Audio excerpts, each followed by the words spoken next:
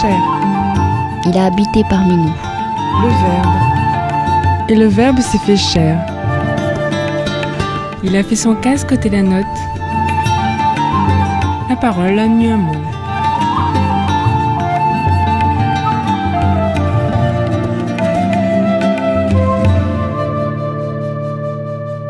Chers amis, bonjour. Aujourd'hui, nous partons dans le premier livre, le premier chapitre, les premiers versets de l'évangile de Saint Matthieu. Évangile de Jésus-Christ selon Saint Matthieu. Généalogie de Jésus, Christ, fils de David, fils d'Abraham. Abraham engendra Isaac. Isaac engendra Jacob. Jacob engendra Juda et ses frères. Juda, de son union avec Tamar, engendra Pharès et Zara. Pharès engendra Esrom. Esrom engendra Aram. Aram engendra Aminadab. Aminadab engendra Naasson. Naasson engendra Salmon. Salmon, de son union avec Rahab, engendra Boz. Boz, de son union avec Ruth, engendra Jobed. Jobed engendra Jessé. Jessé engendra le roi David. David, de son union avec la femme d'Urias, engendra Salomon. Salomon engendra Roboam. Roboam engendra Abia. Abia engendra Asa. Asa engendra Josaphat. Josaphat engendra Joram. Joram engendra Ozias. Ozias engendra Joatam. Joatam engendra Akaz.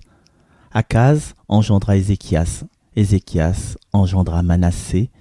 Manassé engendra Amon. Amon engendra Josias. Josias engendra Jéconias et ses frères à l'époque de l'exil à Babylone. Après l'exil à Babylone, Jéconias engendra Salatiel. Salatiel engendra Zorobabel. Zorobabel engendra Abioud. Abioud engendra Eliakim. Eliakim engendra Azor. Azor engendra Sadoc. Sadoc engendra Hakim. Hakim engendra Élioud. Élioud engendra Éléazar.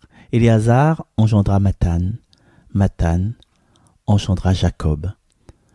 Jacob engendra Joseph, l'époux de Marie, de laquelle fut engendré Jésus, que l'on appelle Christ. Le nombre total des générations est donc, depuis Abraham jusqu'à David, 14 générations. Depuis David jusqu'à l'exil à Babylone, 14 générations. Depuis l'exil à Babylone jusqu'au Christ, 14 générations. Acclamons la parole de Dieu.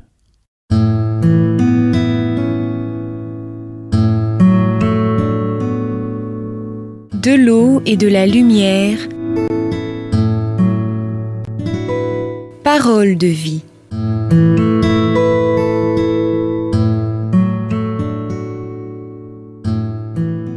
Frères et sœurs, bonjour et merci à toute l'équipe Jésus est mon guide, sous la baguette, la houlette, le regard bienveillant de Mazam, pour permettre à chacun de vous suivre, de vous accompagner chaque jour pour cette lecture, cette bonne nouvelle pendant cette période d'Avent.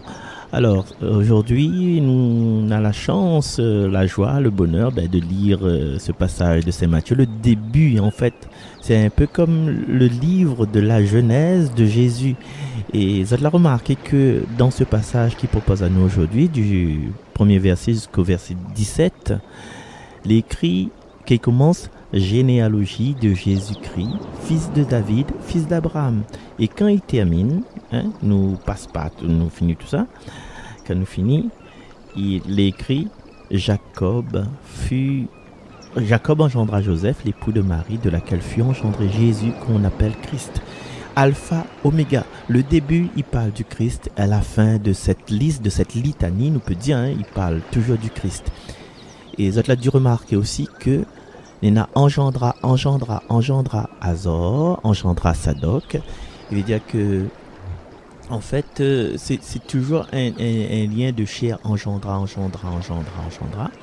La nature humaine du Christ Jésus, les données depuis Abraham et même avant Abraham, parce que Saint Matthieu pas mettre toutes. Mais en fait, la dernière phrase, Joseph il engendre pas Jacob, mais Jésus l'est engendré par Marie. Enfin, l'a engendré de Marie, si vous voulez. C'est-à-dire que le père biologique de Jésus, c'est pas Joseph. Et malgré ça, en fait, c'est un message pour nous, nous qui appartenons à des familles recomposées, nous qui sommes des enfants de la DAS, des enfants de la population, comme tu as dit avant. Eh bien, Noël, Ishisa, Solofa, l'a dit comme ça, n'est pas obligé, même sans pour mes enfants. Et du coup, nous peut être de la chair d'un géniteur ou d'une génitrice, mais notre cœur peut appartenir à une autre personne. Et la Réunion nous connaît dit, vaut mieux me fréquenter des amis que fréquenter ma famille. Et un petit clin d'œil aussi à une collègue qui l'a dit comme ça, il vaut mieux avoir fréquenté des gens bons que de fréquenter des salamis. Hein? La a bien fait rire, moi ça. Du coup, aujourd'hui, nous voit que malgré notre situation familiale, malgré notre déracinement, même si nous sommes étrangers, eh bien Jésus, son image, il dit que non, pas besoin d'étrangers, nous appartient à cette humanité et il appartient à cette divinité. Et comme nous les frères et sœurs, nous l'a pu pour chercher quelle nation mi sort Madagascar, mon famille sort en Inde, mi sort chinois, mi sort en France, mon famille vient de la Bretagne. Non, nous les frères et sœurs en Jésus. Parce que, imagine où tout ce lien de parenté, mais pense pas que, par exemple, Éléazar que l'engendre Mathan, est-ce qu'il connaît vraiment que ça va se passer pour, par exemple, Pharès et Zara? Et quand Pharès l'engendra Esrom, alors il n'a rien assuré, quoi. Enfin, il faut une compte, humainement parlant, mais où appartient, point barre à la ligne, où appartient à l'humanité, où appartient à l'humanité, où appartient à la divinité, où appartient à la divinité. Ce que aussi nous peut remarquer aussi, c'est que la plupart des noms là-dedans, c'était des noms d'hommes, hein, de mâles. Mais est-ce qu'il faut croire vraiment l'exactitude, hein, parce que d'une généalogie à une autre généalogie, il y a des changements. Et là, dans la vie, Matthieu était malin, hein. Il a séparé ça bien comme il faut, en David, l'exil, etc. Donc, un petit symbolisme là-dedans. Mais dans ce symbolisme-là, tu veux dire que, voilà, on a parlé d'un enfant déraciné, d'un enfant, le papa n'est pas reconnu, mais on peut parler aussi d'une autre partie de la population qui a été un peu mise à l'écart, les femmes. Mais n'empêche que, ouais, dans cette généalogie-là, regarde bien. Il y a 4 femmes qui apparaissent. Il y a d'abord Tamar. Et si tu replonges un petit peu dans l'Ancien Testament, mais connais fatigue nous va remarquer, nous va découvrir que Tamar l'a su à la descendance parce qu'elle a prostitué avec son beau-père. Par exemple, c'était pas une vie rose en fin de compte. Elle a dû être montrée du doigt par rapport à sa vie, mais quand Dieu il décide à chacune de nous de sortir de la vie de la société, c'est pour un signe de salut que nous Tamar n'a pas vu Jésus, mais seulement il a contribué à la venue du Christ sur la terre, pas seulement à Jérusalem, mais à la venue du Christ sur la terre. En fait, il y a Tamar, et puis, vous avez vu, il y a Rahab aussi. Rahab qui était une prostituée. Et Rahab l'a permis, le peuple hébreu l'a permis au peuple hébreu d'entrer dans la terre nouvelle, d'entrer dans ce pays promis, sur cette terre promise. Et que ça Rahab l'a fait, il a fait elle complice de 2 traites. Voilà. Donc, même si nous pensons que c'est un prostitué, bon Dieu, ça a puni à dire, il mène une mauvaise vie, mais n'empêche que elle a été précutrice. Elle était à l'origine de cette venue du salut. Et nous passe aussi Ruth, tu connais Ruth, le livre de Ruth. Ruth était une païenne. Elle n'avait aucun rapport avec les Hébreux ni avec les Israélites. Mais n'empêche que Ruth, ça a été montré du doigt. Il a sauvé la descendance de David. Voilà, parce que la descendance de David était promise à une stérilité. Et la stérilité connaît, soit on le sait stérile, ou engendre rien, ou devient mortel. Voilà. Donc voilà, ces trois personnages, Rahab, Tamar et Ruth, ils ont été montrés du doigt. Et nous aussi, jeunes filles, jeunes femmes, jeunes hommes, même si on est montrés du doigt, même si c'est les gars, c'est ça gars-là, qu'est-ce que ça lui peut faire? Il n'appartient pas, il n'est pas comme nous autres. Mais finalement, ce que les hommes ils décident pour nous, notre destin, mais c'est parce que Dieu décide pour nous. Et puis bien, c'est la quatrième femme, vous avez vu, pas besoin de dire autre. Eh bien, c'est Marie, c'est l'épouse de Joseph, c'est l'humble servante, c'est cette femme que, elle a été enceinte, mais pas par son mari, pas par son compagnon. Elle était enceinte, personne n'y connaît pas. Mais n'empêche, elle a dû aussi être montrée du doigt. Elle a dû être montrée du doigt. Tu sais ça, ce gentil petit mari là, c'était joli, il avait jolie figure. La petite donne, il connaît même pas qui ça, la philosophe avec lui. Il connaît pas. Elle a dit un ange, quel ange Gabriel, là, Niwali, ça l'ange Gabriel, c'est qui travaille à la station-service. Là, ça le Gabriel là même, ça même, on dirait. Voilà. Donc, chers amis, dans cette succession de noms à travers l'histoire, d'exode en exode, en exil en exode, de peur, de douleur. L'ami vient rien sur les femmes, il parle pas de Salomon, hein. Voilà, mais laisse ça pour le Père Jean-François. Salomon, c'est le fruit de quoi? La venue du Christ l'est attendue, elle est désirée, parce que depuis le temps, nous cherche à être un homme nouveau, une femme nouvelle. Et nous connaît que notre espérance, notre espoir, il ne viendra pas de l'humain.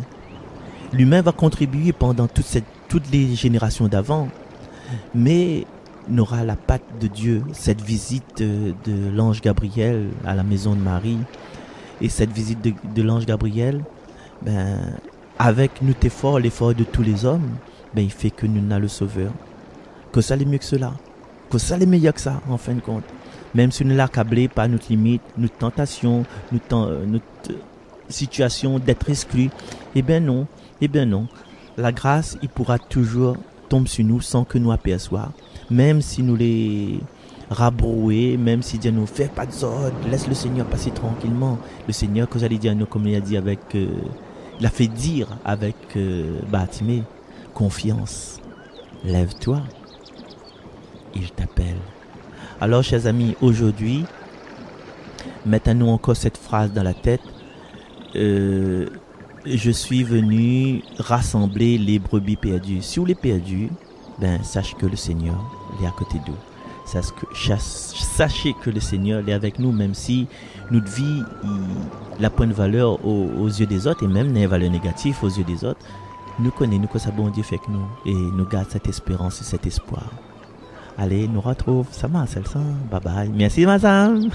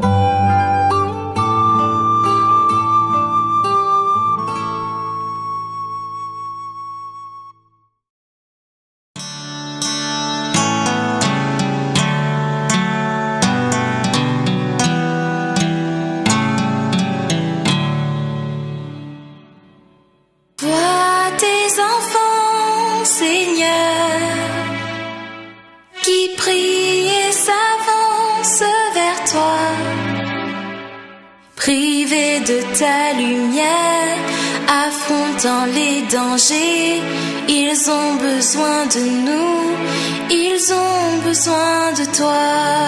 Vois tes enfants, Seigneur, contraints de vivre et d'échapper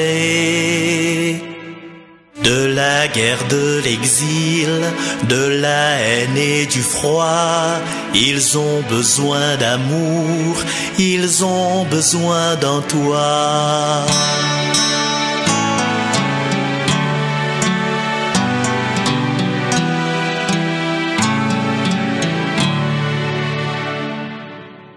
Vois tes enfants, Seigneur,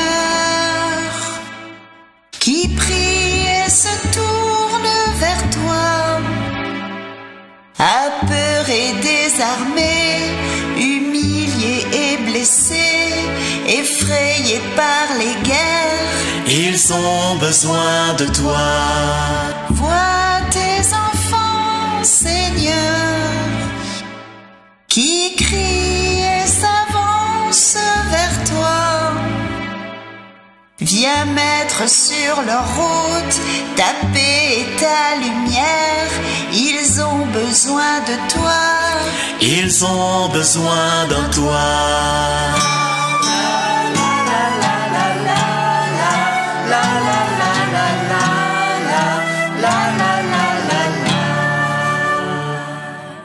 Vois tes enfants, Seigneur,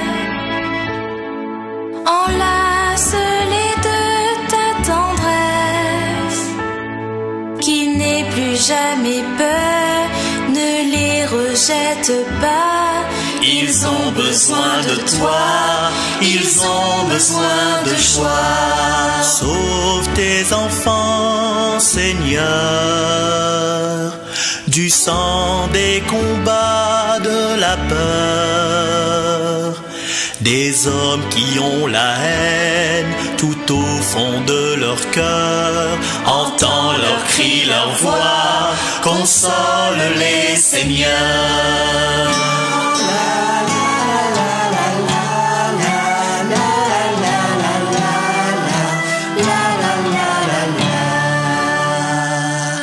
Tant de malheurs, Seigneur,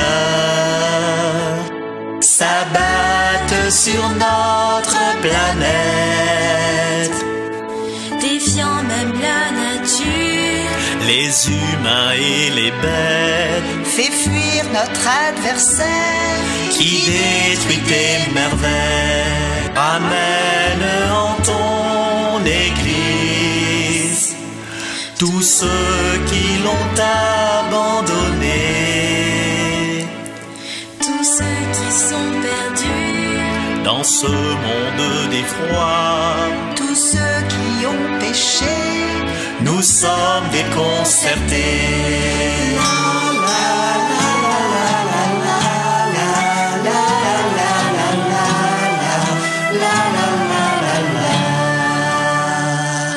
Vois tes enfants, Seigneur, si grande est ta miséricorde. Viens mettre sur leur route un peu de paix, de joie. Regarde-nous, Seigneur, oh viens nous consoler.